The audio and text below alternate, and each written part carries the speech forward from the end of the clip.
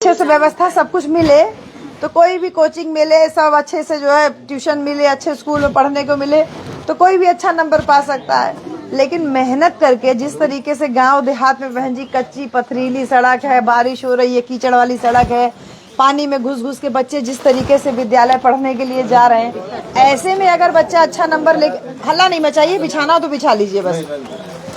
तो अगर ऐसे में बच्चा अच्छा नंबर पाता है तब लगता है ना कि हाँ हमारा बच्चा बहुत मेहनत किया।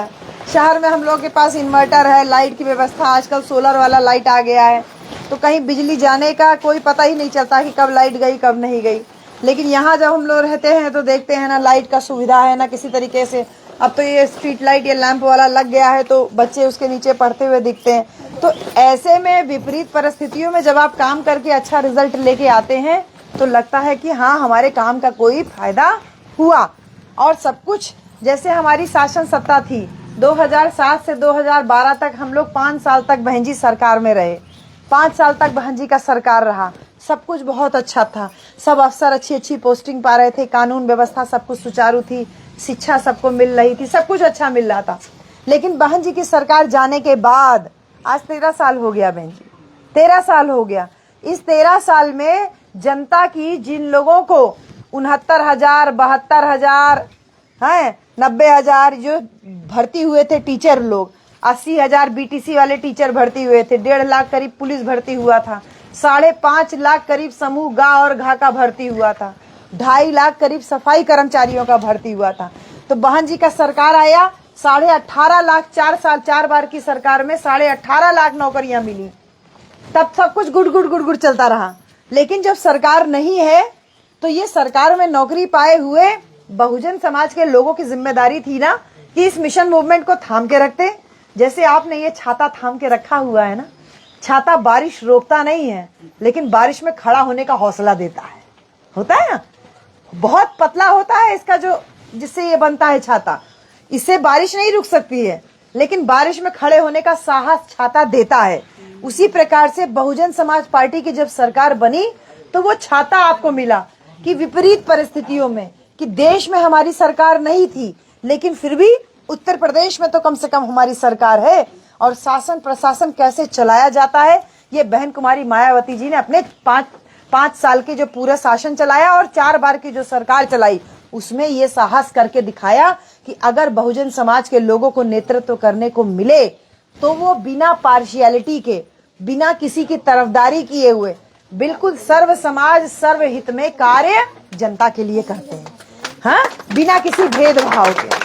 तो ये बतिया देखा बुझाइल ना कि हमार बहन जी शासन रहा तो बगैर किसी भेदभाव के सबको नौकरी मिला, बगैर किसी भेदभाव के सबको फ्री में एजुकेशन मिला, फ्री में शिक्षा मिला, वजीफा मिला। और आज उनकी बदौलत जिनको नौकरी मिली थी उनकी जिम्मेदारी थी कि इस छाते को थाम के रखते, जैसे आप छाते को पकड़ के रखे हुए। हवा चल रही है, बारिश हो रही है, फिर भी आपने साहस किया है कि मैं छाता ही सही लेकिन लेके बैठूंगा। तो ऐसे ही 13 साल से शासन सत्ता से दूर हैं हम, ये तमाम नौकरी पाए हुए, मैं बाकी जातियों की तो नहीं बात कर सकती लेकिन SC ST OBC और माइनॉरिटी जिनको कोई पूछने वाला नहीं था, उनको शासन सत्ता में जब भागीदारी मिली, सरकारी कुर्सी मिली, सरकारी नौकरी मिली, तो उनको आज इस छाते को ऐसे थाम के रखने का हौसला रखना चाहिए था। लेकिन वो कर क्या रहे हैं बहन जी, चौराहा सट्टी पे 4 मनई मिल के हमार बहन जी के बारे में कही है, बहन जी तो बहरे ना ही निकलती हैं, बहन जी तो बिकाए गई नहीं, वो हाँ में हाँ मिला। हाँ भैया सही कहा था, तो के आज नौकरी मिल गई तो तू हुकारी भरे लायक हो गई, नहीं तो बगल में बैठे हैसियत नहीं रही तो है कब्बो क्यों तो के बगल में बैठे के ना हैसियत रही। ये मैडम जी बहन जी की सरकार में नौकरी पाई है ना, हाँ आप टीचर हुई बहन जी की सरकार में, आप दोनों लोग, हमारे घर में भी तमाम लोग बहन जी की सरकार में नौकरी पाए बहन जी। तो हमारी हैसियत कैसे बनी, सरकार में नौकरी पाने की वजह से ही तो, नहीं तो क्या हैसियत थी बहन जी, घर में बैठ के खाना बना रहे होते, आदमी लोग खेत गोड़ रहे होते, डिग्री ले लेके आज घूम तो रहे हैं रोज बेरोजगार युवा, नौकरी नहीं है किसी के पास में, परेशान परेशान घूम रहे हैं। तो ऐसे में जिनको नौकरी मिली थी उनकी जिम्मेदारी थी कि 13 साल में इस मिशन मूवमेंट को थाम के रखते, और अगर थाम नहीं सकते थे तो जो पक्का मकान बनाए थे घर के अंदर रहते ना, घर के बाहर निकल करके छाती पीट करके हल्ला मचा करके अपने समाज अपने परिवार की जो एक बेटी है जो सदियों में पैदा होती है बहन जी, अपनी बेटी 18-20 साल की होती है, ब्याह शादी का चिंता होने लगता है। हमारी बहन जी भी तो किसी के घर की बेटी थी। हमारी बेटी विदा होती है, मेहंदी लगाते हो, गाजा बाजा लाते हो, टेंट वेंट सब लगाते हो, दुल्हा बारात विदा होती है। चौथियान के शादी के बाद चौथी लेकर के आएंगे, तब भी रोते हो। पिता हो चाहे माँ हो, भाई हो चाहे बहन हो, काका हो चाहे फूफा हो, मामा हो चाहे मौसी हो, सब रोते हैं बेटी के विदाई पे। जबकि ये भरोसा होता है कि 4 दिन बाद बेटी को लिवा के आ जाएंगे और जब चाहेंगे तब बेटी के ससुराल जाके मिलके चले आएंगे। हमारी बहन जी भी किसी के घर की बेटी थी बहन जी, लेकिन जिस दिन उन्होंने घर छोड़ा तो मेहंदी लगा के घर नहीं छोड़ा। जिस दिन उन्होंने घर छोड़ा तो सहनाई नहीं बजी उनके घर छोड़ने पे। जिस दिन उन्होंने घर छोड़ा तो उनके पिता ने उनके लिए आंसू नहीं बहाए। ऐसा नहीं था कि पिता का दिल नहीं किया होगा, ऐसा नहीं था हमारी बहन जी का आंख नहीं निकला रोया होगा, लेकिन इसके बावजूद हमारी बहन जी ना हिली ना डिगी। उनके पिताजी ने कहा अगर तूने आज घर छोड़ा तो इस घर के दरवाजे तेरे लिए हमेशा के लिए बंद हो जाएंगे। पिता ने धमकी भरे स्वर में बोला था कि अगर तूने आज साहब कांशीराम के साथ में बाहर कदम निकाला तो घर के दरवाजे तेरे लिए हमेशा के लिए बंद हो जाएंगे। लेकिन इसके बावजूद हमारी बहन ने अपना साहस नहीं छोड़ा, इस बात को भूल गई कि मैं दोबारा घर लौट के आ पाऊंगी कि नहीं आ पाऊंगी। इस बहुजन समाज के लिए, इस मिशन मूवमेंट के लिए, बाबा साहब के मिशन के लिए अपनी जिंदगी कुर्बान कर दी। निकल पड़ी घर के बाहर, पैदल पैदल, साइकिल साइकिल, गांव गांव घूमी, नारा लगाई, जिसकी जितनी संख्या भारी उसकी उतनी हिस्सेदारी। वोट हमारा, राज तुम्हारा, नहीं चलेगा नहीं चलेगा। तो इस विपरीत परिस्थितियों में जब 13 साल से हम शासन सत्ता से दूर हैं, ये हमारी जिम्मेदारी थी कि जो हमारी बहन ने 1977-78 में घर छोड़ा था बहन जी, आज से 45 साल पहले बहन जी, आज बेटियां जो 18-20 साल की ब्याह करा दिया जाता है, तो सोचिए 45 साल पहले जब हमारी बहन जी ने शादी ना करने का फैसला किया होगा, हमारी बहन जी ने जब मिशन मूवमेंट के लिए घर छोड़ने का फैसला किया होगा, तो कितना मुश्किल फैसला रहा होगा उनके लिए, कितना मुश्किल रहा होगा। जिस जमाने में सांझ ढलते लड़कियां घर के बाहर कदम नहीं रखती थी, उस जमाने में हमारी बहन ने अपना घर छोड़ दिया था। क्या उस बहन के लिए आज वो तमाम नौकरी पाए हुए लोगों की जिम्मेदारी नहीं थी कि तुम अगर अपनी बहन का हौसला नहीं बढ़ा सकते, इस छाते को थाम नहीं सकते, तो इस छाते का चीर फाड़ करके पोस्टमार्टम करने के लिए तो मुंह तो बंद करके रखते बहन जी। लेकिन हमारे लोग गद्दारी कर रहे हैं किसके साथ? बहन जी के साथ गद्दारी नहीं कर रहे हैं, बाबा साहब डॉक्टर अंबेडकर के बनाए हुए संविधान के साथ गद्दारी कर रहे हैं। संविधान ने आपको हमको हक अधिकार दिया, शिक्षा का अधिकार दिया, पढ़ने का अधिकार दिया, अच्छा खाने का अधिकार दिया, लिखने पढ़ने कपड़ा पहनने का अधिकार दिया, पक्का मकान में रहने का अधिकार दिया, मान सम्मान दिया, कुर्सी दिया, चारपाई दिया, अच्छे से वोट का अधिकार दिया। इस मिशन मूवमेंट के साथ वो लोग गद्दारी कर रहे हैं, क्योंकि माननीय बहन जी 4 बार के शासन काल में उसी संविधान को लागू कर रही थी। बहन जी ने अंबेडकर ग्राम योजना के तहत गांव गांव पक्की आरसीसी रोड पहुंचा दी, दरवाजे दरवाजे। यही तो संविधान कहता था, जनता को मूलभूत सुविधाएं मिले। जिनके घर में रोड नहीं है, गांव तक रोड नहीं है, पक्की सड़क पहुंचाई बहन जी ने। कच्चा मकान था, बहन जी ने कहा पक्का मकान होना चाहिए अंबेडकर ग्राम योजना के तहत। यही तो संविधान कहता है, सबके सर पे छत हो, कोई खुले आसमान के नीचे न सोए।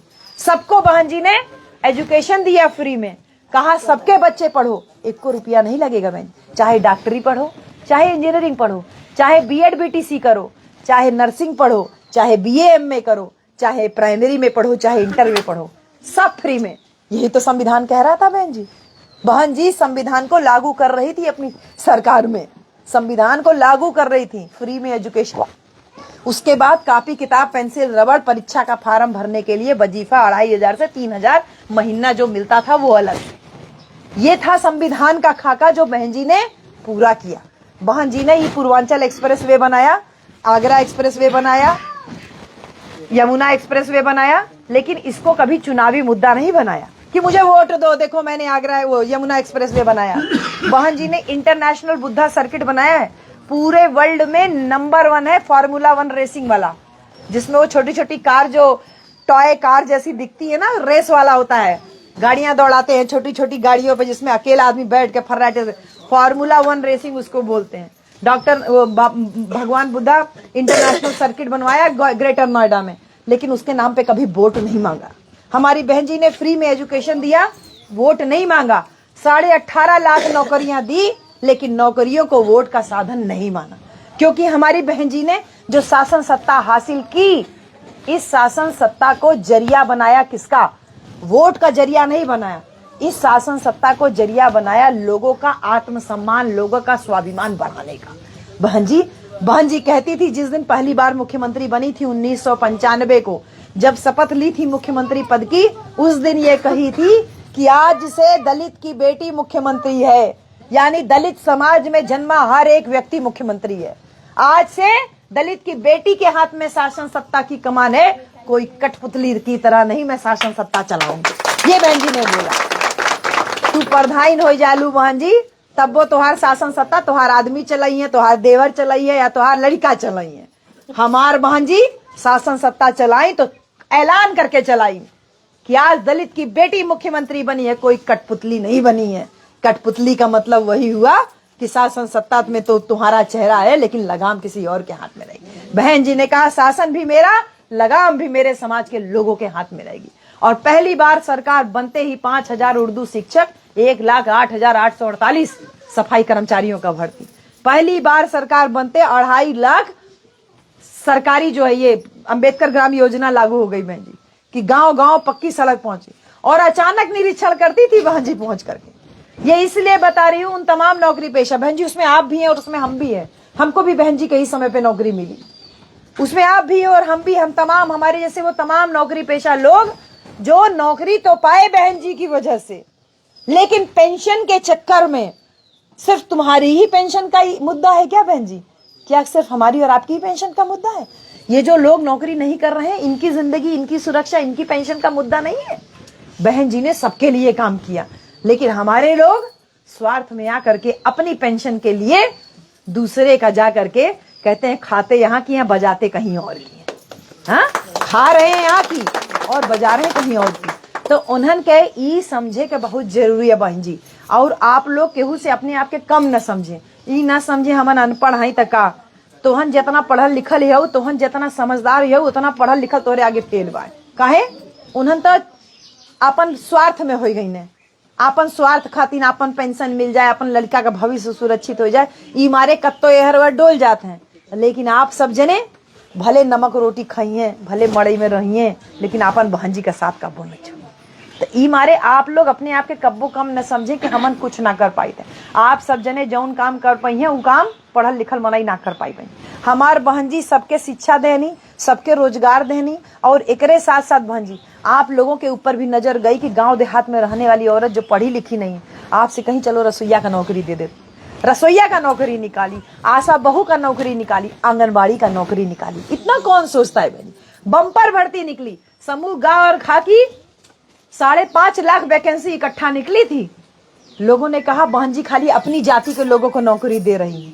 इतना झूठा झूठा प्रचार किए, कहने लगे इतना बम्पर भर्ती, अपनी जाति के लोगों को रोजगार देनी है। तो बहन जी ने कहा मेरे समाज के लोगों को कक्षा में पीछे बैठाया गया, आज नौकरी के माध्यम से मेरे समाज के लोग कक्षा में खड़े होकर के पढ़ाएंगे।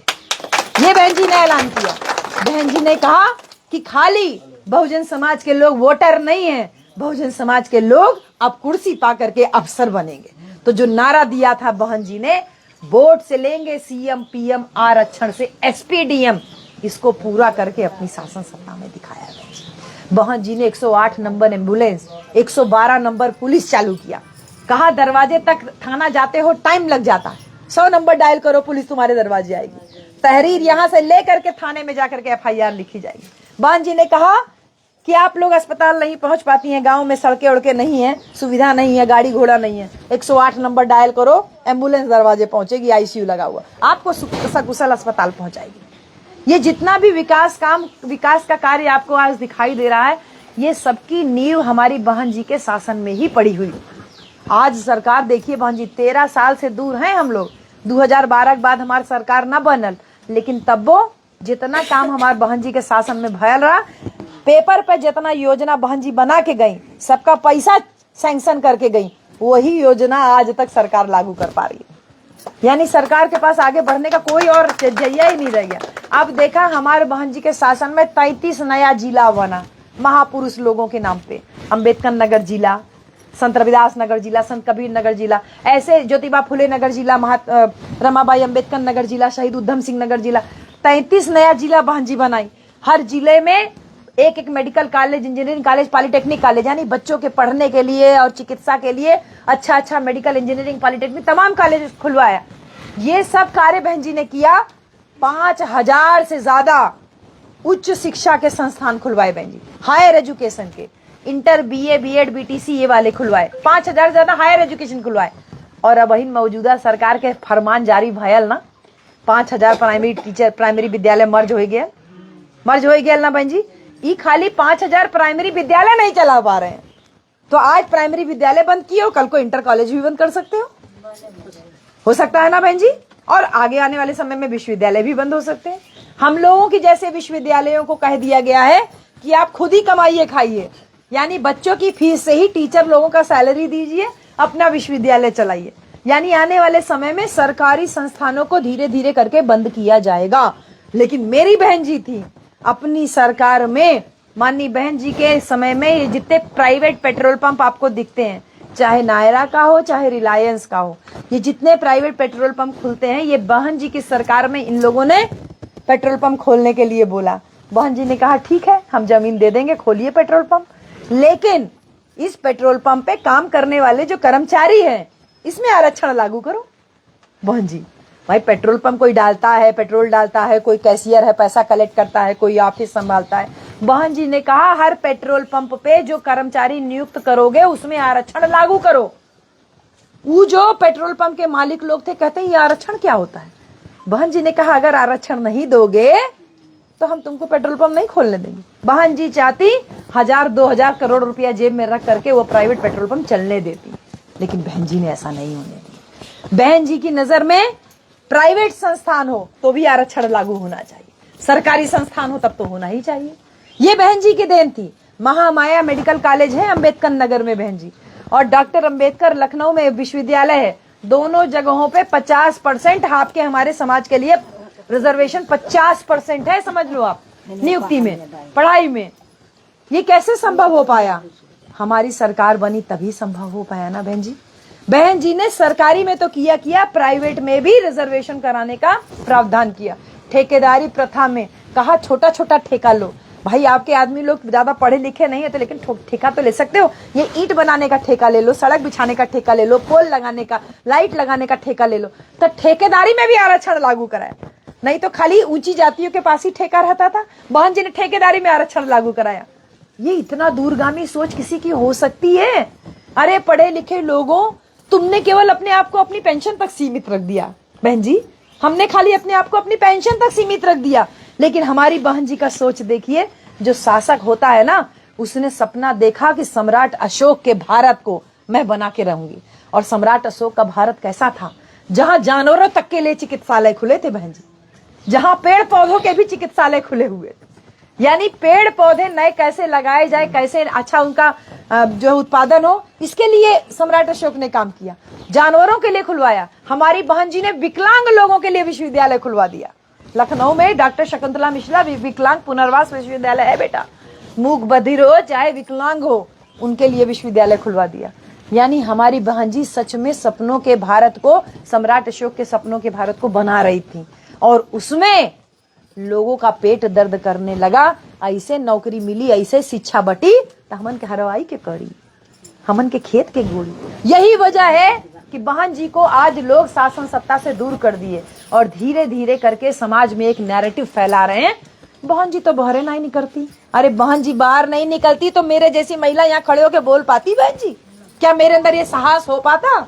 मैं इस बात को दावे से कहती हूँ, भैया आप लोग भी जानो कि हमको अधिकार तो बाबा साहब डॉक्टर अंबेडकर ने दिया संविधान में, लेकिन सड़क पे, गली में, चौराहे पे, मंच पे खड़े होकर के बोलने का साहस मुझे मान्यवर कांशीराम और बहन कुमारी मायावती